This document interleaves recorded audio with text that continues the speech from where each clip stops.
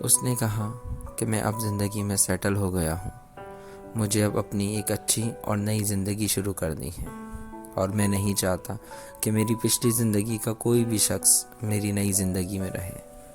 میں اس کے الفاظوں میں چھپا خدا حافظ اپنے لیے سمجھ چکا تھا۔ بغیر کچھ کہے میں اپنے راستے چل دیا، وہ راستہ جہاں زندگی کا سفر مجھے اکیلے ہی طے کرنا تھا، وہ راستہ جہاں میں، میری تنہائی، کچھ پرانی یادیں تھیں۔ خیر، بس اب زندگی اچھے سے گزر رہی تھی۔ میں نے اپنے آپ کو اتنا مضبوط اور مصروف کر لیا تھا کہ اب مجھے کسی کی ضرورت نہیں تھی۔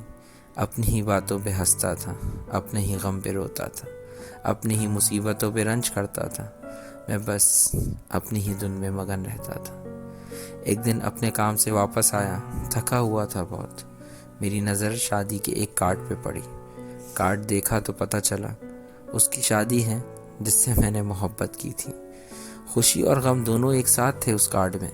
میری محبت کی خوشیاں اس کو مل رہی تھیں، میری محبت جو اس سے بے پناہ کی تھی میں نے، اس کا جنازہ بھی اٹھ رہا تھا۔ خیر، اس کی شادی میں جانے کی تو ہمت نہ تھی، پر ایک میسج کر لیا تھا اس کو بہت ہمت جٹا کے، جس کا جواب وہ تھا جو کبھی میں نے سوچا نہیں تھا۔ اس کے میسج نے جیسے میری محبت پہ ایک بہت بڑا سوال بنا دیا تھا۔ اس میسج میں لکھا تھا کہ